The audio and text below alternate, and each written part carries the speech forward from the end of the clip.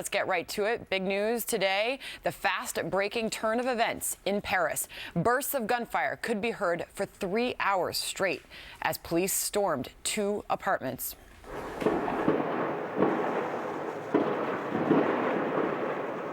The early morning raid in Saint-Denis, just north of Paris, less than a mile from the soccer stadium attacked the other night. Authorities thought they might have cornered the mastermind. His fate remains unclear. And also, we have this. Reports that French police say those people inside were planning another attack. Jesse, what do you make of the latest news here? Well, it looks like France has declared war on radical Islam, and our president should take note. What France is doing right now is they are rooting out and cracking down domestically on these savages that are living within France. They're trying to rally a coalition, not to contain ISIS, but to defeat ISIS. They're not afraid to say radical Islam, and I think they're doing whatever they need to do to eradicate this menace. France is a civilized nation, so they're not insecure about that. They're not going to worry about offending Muslims. They're not going to worry about civil liberties. They're going to go in and get the job done. And I think when Americans see pools of blood in Paris, and when Americans hear Muslims taunting the Paris victims at soccer games during moments of silence, and when they see this stuff, women blowing themselves up with suicide vests, they're reminded of 9/11, and they want our president to make sure we fight these guys there so we don't have to fight them here. What do you make, Megan, of our response so far to this? Oh, it's abysmal. It's ridiculous. After the Paris attacks, our president went in front of the G20 summit and said, we're not going to change anything. I'm not going to change any plans. Everything's working. A week before, he said it's contained. I never thought I would live in a world where France was more aggressive on terrorism than the United States of America, but that's apparently the world we're living in. This president isn't keeping America safe. And I don't understand right now how we are now being vilified as Republicans, and this whole thing is being politicized. And now, if you're scared of terrorism and you don't think, and I know we'll get to this topic, but if we should be letting in Syrian refugees because you actually think that it could be dangerous and you're worried about the security of the United States, we're in a place culturally where we're more worried about being politically correct than keeping America safe. What is that? So, Andrea, the big question still remains, do these events change our course as far as our attack and our fight against ISIS? Well, they should. I mean, Jesse, you mentioned that the French finally are doing away with political correctness and taking action. That wasn't always the case. France needs to be a lesson for the United States of America, because look at how they got into that situation. They're expedited on a timeline, but we're following in their footsteps. In the 1960s, France invited the colonies, the Muslim colonies of Algeria, Tunisia, Morocco, to immigrate to their country. So it's not the older immigrants that are the problem, Sandra. It's their kids. It's their offspring. They don't have jobs. They're ripe for radicalization. In the bus last night, those were French men with French passports. They're considered French citizens. The problem is from within, and they have not addressed it because they let their lax immigration and political correctness cripple them. Sandra, we're doing the exact same thing here. So let it be a lesson. So when the president says we don't have to worry about women and orphans, those are the exact people we need to worry about, because it was a woman wearing a suicide vest last night, and it's not the orphans, it's the kids. And remember Marie Harf said that, oh, they just need jobs. It's because they don't have jobs. If you bring them here and they don't have jobs under that rationale, they will be radicalized, and we will face the same fate. Harris, the world is clearly on edge. Yeah, well, you know, when you look at how they track these guys down, it's really interesting. And to Jesse's point, you know, the French Prime Minister has just said, he's telling his nation, the National Assembly, that radical Islam is France's enemy and must be named as such. So I'm wondering where our president will fall on that, because that's an official word for them. Talking about climate change. He'll continue talking about climate change. Belgian and French security agencies picked up phone communications indicating that there was a relative inside that French suburb apartment building, and they went there with the kind of firepower that you see normally on a battlefield. I mean, they were dropping, there was a floor that collapsed because they had so many munitions going after these people. They knew it was going to be deadly dangerous. They got people out of harm's way. They evacuated that building.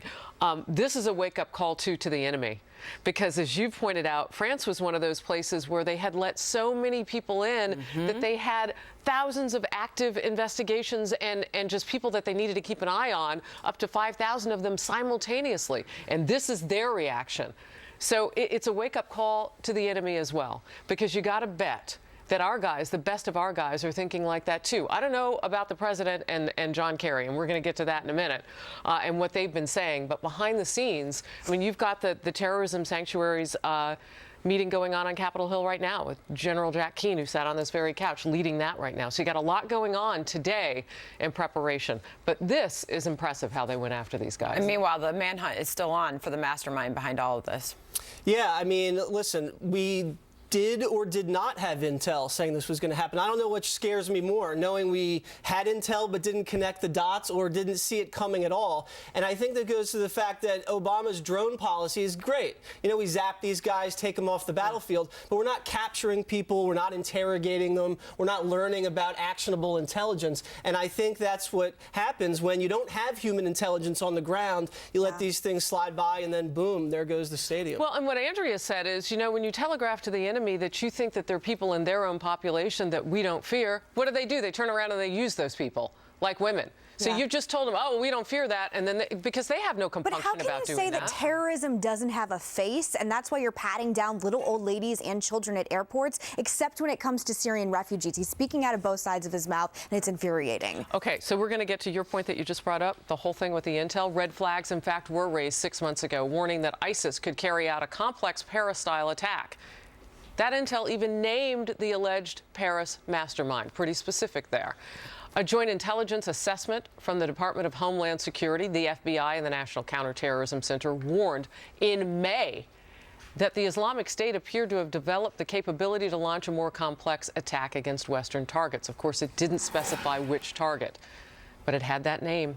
The report singled out that alleged ringleader of the Paris attacks and how he directed a failed terror plot in Belgium via cell phone from a safe house in Greece. All of this after President Obama said on Sunday that, quote, no specific intel could have led the United States to warn France ahead of time, end quote. Jesse, I come to you. So maybe not exactly the place, but there was so much juicy specificity that they at least had to chat about. And maybe they did. That's true. I remember President Bush was killed for bin Laden determined to attack the United States. And people were talking about impeachment, and he really dropped the ball. Now you have the name of this guy, you have the target. I mean, this president does not have a great track record when it comes to intelligence. He underestimated ISIS. He actually outed a CIA station chief over in Afghanistan. So another intelligence failure, and this time was deadly. All right, so I mentioned the Secretary of State, John Kerry. I don't know if you've seen this. Please watch your screen carefully. He was talking earlier about the Charlie Hebdo hit in Paris. Remember the newspaper that had published a satirical cartoon? And they have a track record of doing that, as many newspapers across Europe do, that the Muslim world did not like. And here's what Kerry said. We'll talk about it. Watch. There's something different about what happened from Charlie Hebdo. And I think everybody would feel that. There was a sort of particularized focus and perhaps even a legitimacy in terms of, not a legitimacy, but a rationale that you could attach yourself to somehow and say, okay, they're really angry because of this or that. We're going to have to get him a thesaurus. He went from legitimacy to rationale. That didn't really help him out much. You're shaking your head really hard. When I first saw this, I almost threw coffee at my television and said, how dare you? How dare you say that about these people? How dare you say that any terrorist anywhere had legitimacy? These are barbarians. They're monsters. They want to kill our way of life. They want to kill the European way of life, all Western civilization. What is wrong with you? Going in a foreign country after a terrorist attack and saying that? It's embarrassing. I don't know what's happening to our country right now. You know what it reminded me of? The cartoon that the administration floated out after the Benghazi attacks on our U.S. consulate in Libya. The cartoon. So I guess that would have been justification had only that rally actually been true and had happened to spark what happened against our men. But then now the cartoon, that it was the victim's fault, the newspaper's fault, the satirical newspaper's fault. Well, we've heard this language from the White House before. I mean, President Obama gave a speech at the UN where he said that the future must not belong to those who slander the prophet of Islam. I mean, that is the progressive mentality. It's the progressive ideology. And when things get really dangerous, like they are now, it is on full display for the world to see. I mean, look, I don't take anything that John Kerry says. I mean, the man owns a yacht named the Scaramouche that he doesn't pay taxes on. So he's not really really a serious person to begin with. But the danger is the blame America first rhetoric. And that's what we hear time and again. I mean, this is a president didn't even go to Paris. And you mentioned the CIA. The first thing that he did was try and prosecute those CIA officers when he came into office. I mean, we shouldn't keep calling them leftists. The right direction is really backwards. And remember that arm-in-arm picture? And I do remember that. And he was missing. The president. He was not in that arm-in-arm picture. I think he was watching football that day. We have, you know, we've let that maybe slip away from our recent memory. You wanted to throw coffee at your screen when you heard him say it. I had to watch it again and read the words to really believe that he actually said that. But going back to our intelligence and the sharing of information, the words of the CIA director, John Brennan, at a recent security conference, saying, I do think that the sharing of information today is better than it's ever been before, but it's still imperfect. That's a big concern. Imperfect. I mean, I understand that there's going to be mistakes over time, but to me, that was a word of caution. We haven't figured this out quite yet. We're not doing something right. It sounded like an admission on his part in the middle of all of this. Well, and if it's digital, we could start there. I mean, you saw the healthcare.gov. You saw how this administration, I mean, look at the hacks that have happened, the hackings, I should say, of computer databases. Our own HR, the equivalent to the government's HR, 6 million fingerprints that have come out. Yeah, not only that, they're jumping over the White House fence. Yeah. I mean, it's even simpler than that. And very quickly, I would just encourage everyone, if you want to see why the president is doing what he's doing and he believes what he believes, go back to the Cairo speech in 2009. Everything you need to know is right there. He blames the West. He blames the West for its imperialism. He calls us boorish. This is the apology tour, King.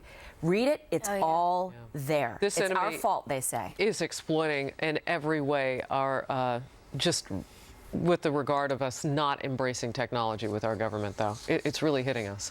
All right, we'll move on.